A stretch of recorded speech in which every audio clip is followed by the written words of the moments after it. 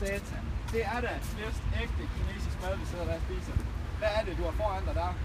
Er det kinasoja og asiatiske nudler? Men ved du hvad der også er kinesisk, nu hvor vi lige er kommet ind på det? En Kina-vifte. Lige til at vifte den dårlige lugt væk, og hvis man sidder og sveder lidt i metroen. Men det der også er kinesisk, det er Made in China produkter. Ja, det står der, Made in China. Det er Sankt Nikolaus, som er blevet masseproduceret. Men nu hvor vi snakker om nudler, hvor er dine forårsruller hen? Det er sjovt, du snakker om forårsruller.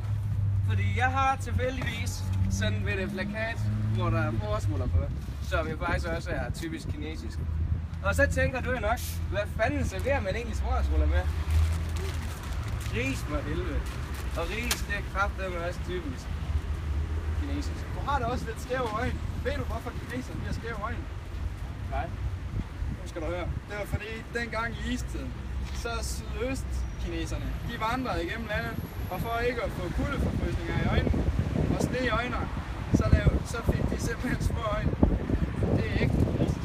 Men Mathias, min ven, hvad er det, du har stående der ved siden af dig? Det er som Buddha, fordi jeg er buddhist, ligesom mange andre kinesere. Er du det?